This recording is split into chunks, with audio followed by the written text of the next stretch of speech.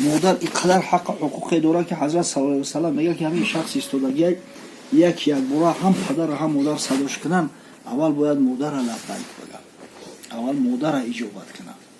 حقیقتا همین آدم وقتی میسته فکر میکنه از مادر عزیزتر کسی برای انسان نیست. کی میفهمیم؟ اما وقتی مادر را دست دادیم، مادر که دست رفت و میشینی پیش نظرت میایم حالتهای زندگی، حالتهای بد که مثلا بعضا میشید که یکی نافرمانی میکردی، گوش نمیکردی، او چه بیزار کرده، انمو بعد لینتوری هم تا در ذهن تو خوردن میگیره و بعد درون میسوزی. کاش که نمیگفتم، کاش که پیشه که او چند از زیادترک میشیشتم. حقیقتا مادر بسیار عزیزه. خشو به حال مسلمانه که خدمت مادر را کرده باشه، خشو به حال جوانه که مادر از او راضی باشه. انشالله اگر مادر که از او راضی شد به یقین خدا راضی است. السلام علیکم و رحمت الله و برکاته. در مورد معجون ترکی برادر عزیز فایده هاش و ضرراش، یا الحمدلله اصلیش یعنی ارگینالش خود رفته از ترکیه آوردگی و حتی ما ویدیو کردگی هستیم. یه روز ازبکستان هم برادر، قرقیزستان هم، روسیه هم برادر ارگینال گفتم، ولی ارگینالش فقط برادر در ترکیه میشه من چیزا. خب چی فایده ها داره؟ اگر ما برادر عزیز را نگاه کنیم، یعنی این چیز قطعا حلال است، یگان و حرامی نداره. در اینجا میگم فایده هاش در مورد مرد برای مردها و فایده هاش در مورد زنها، یعنی برای زنها برادر عزیز بگم فایده در مردها چه خیلی است و در زنها چه خیلی است. چند برادرای توجیه که من نگاه کردم میگن فقط یعنی برای این همون شهوت بالا میکنه تمام، دیگه یگان فایده نداره. ولی خطا میکنن و الحمدلله حجت هم دارم برای این سخنم، زیرا همین چیز در ترکیبش عنبر داره و کدوی زر داره. کدوی زر در ابن سینا الله رحمتشون کرده باشه برای بیماری های پرستات حضرت استفاده می‌بردن، برای شخصانی که از بیماری و این مردینگی تنقیسی میکشیدن، برای شخصانی که از درد معده، از ضعیفی معده مثلا و از این چنین از بیماری های جگر تنقیسی میکشیدن، حضرت کدوی زر فرام یعنی توصیهشون میداد کدو، و همین چیز در ترکیبش همون را داره. الله نگهبانتون. خب و این چنین برای تقویت حافظه، پامیت برادر فراموش خاطره را خوب میکنه، یعنی برطرف میکنه. کار کردن برادر عزیز مازگ خوب میکنه، خونش حرکتش خوب میکنه، آدم در انرژی میته برادر عزیز. حتی یک دانه نخود برید، نیم دانه نخود برید استفادهش برادر عزیز انسان قریب میتونه تا 72 ساعت برادر عزیز، یعنی بگم که بدنش به قوت بگردونه. الله نگهبانتون. و برای زنها هم نیز همین چنین فایده ها داره، فایده های خوب. حتی برای به قوت کردن برادر عزیز ناخن و موی و پوست حتی گفته میشه که به همین چیزا هم فایده داره. این برای برادرایی که یعنی زن دارن و یا اینکه زن میگیرن به هر چیزی خوبه، الخصوص کسایی که در امو روسیه بیسو گشتن. خب و ضرراش برادر عزیز برای زنهایی که حامله دارن تماما ممکن نیست.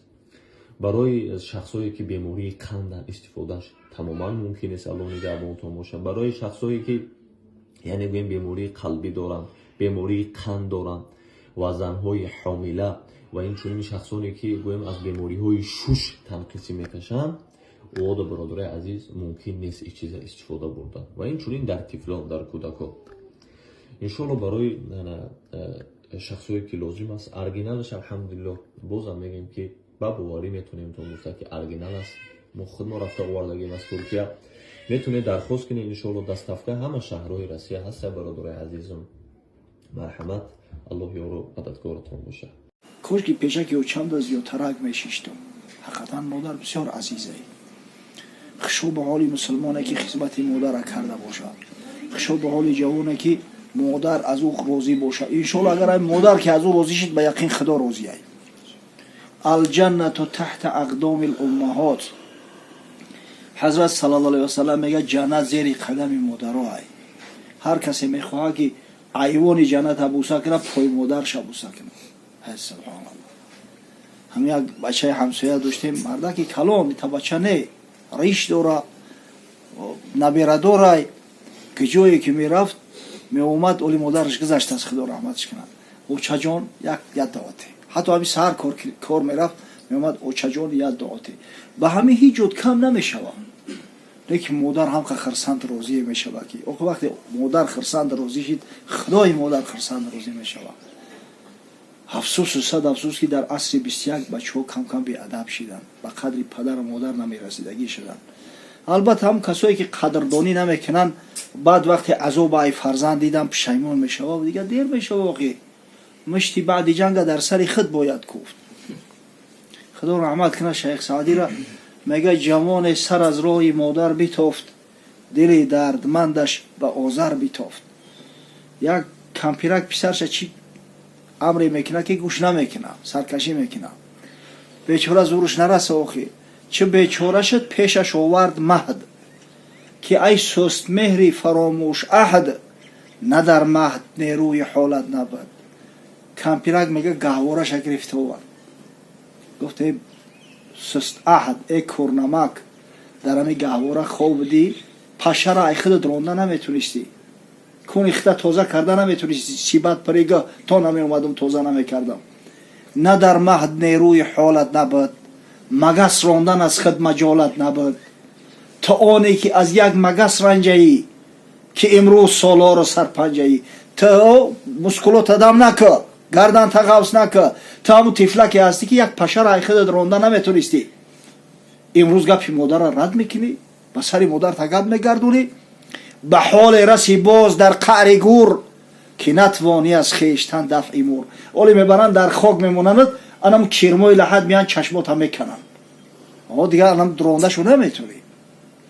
برای پدر مادر، خصوصا مادر یک گوهری بسیار قیمت بهای و قدرش رسیدن در کار. حضرت شخص پرسید که یا رسول الله در حق همی والدین چی میگوی، اینا چه حق دارن؟ حضرت گفت هما جنتک او نارک، این پدر و مادر یا پروپس که جنتی تو میشوند یا کلید دوزخ. با دعای پدر و مادر جنت میرای، پدر و مادر اگر راضی نباشه دوزخ میرای. همین شخصی که شب تا سحر عبادت کنه، تمام سال اگر روزه بگیره، همه روزه خیر احسان کنه، اگر پدر یا مادر از او راضی نباشن، به شرطی که او پدر و مادر مسلمان باشه، هیچ فایدهش نمیکنه، خدای تعالی قبولش نمیکنه. رضا ربی فی رضا الوالد، رضای خدای تعالی در رضای انم والدین و سخطه فی سخطهما، انم خشم و غضب پروردگارم در خشم و غضب پدر و مادر. ان شاء الله اون شخصایی که خدمت پدر و مادر کردیم با تسکین میتنقشن، ان شاء الله هیچ جای شک نیست. همین خدمت پدر و مادر کردی ای فرزندات خدمت میبینی.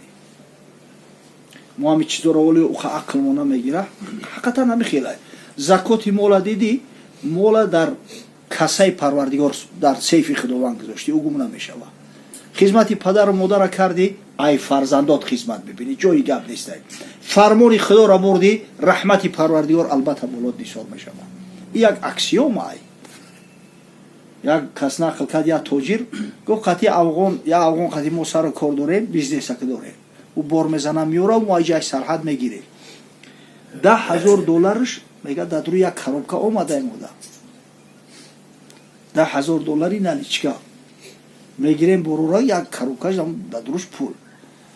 بعد میگه یکون 2 هفته پس بو خوردیم، بعد میگه همون پول داده باش که این همین پولی تای جوره دام دروی همون برو اومده است.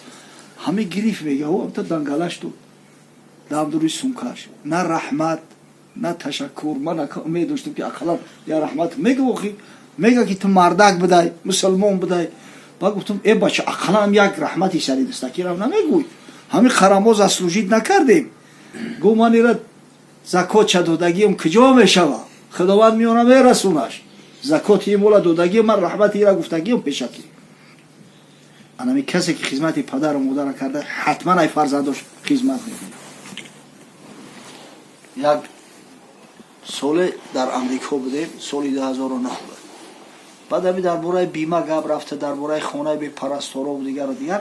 یک پسر من کردگی هم واقعی تاریخی هست. یک افغان قصه کرد، ورکنه بسیار متاثر شدیم. گفت ما مادرمان مرده، همراه پدر امریکا رفتیم، در نیویورک یک کوارتیر سینمات کرده بودیم. یه روز ششتگی هم که در زنگ زد، برو اومدم میگه که از کارمندای بیمه، این بیمهش همی استراخوفکا بوده است، استراخوانی. چند نفر اومدیم گفتم بیایم مسافرت استراخوات کنیم. و این مسافر نمیفهمه. گفت این بیماش چی است؟ گفتن این همین خیلی حالی که مثلا امکانیت هست یکون سوم نیم سوم میتین فردا مسافر که بیمار شد یکون گپ شد کمکش میکنیم، اگر مرد مقصد همون سرمونی هاش هم اگذرونیم. فهموندن نگه مسافر تشنگی دستی روز شمایید اگر در کتیفی ما دستی چپ شد در کتیفی دادرم پرتاب. گفت بیمه ما این همین فرزند آمد، من خدمت پدر و مادر مکردگیم یقین میدونم که بیمه ما میوان بیمار کشیدم اسوکشو میشوند. اگر که مردم گروچوبو میکنم محفل خیر برگزار میکنم. انا خشاب به حال مسلمانه که همین گپا گفته بتونم ما خدمت پدر و مادر کردگیم. انشالله ای فرزندان نبیرو همین احترام هم میبینم. خداوند برادر عبدالعزیز مادرشون رحمت مغفرت از اعمال در عالم برزخ بخشش کنه.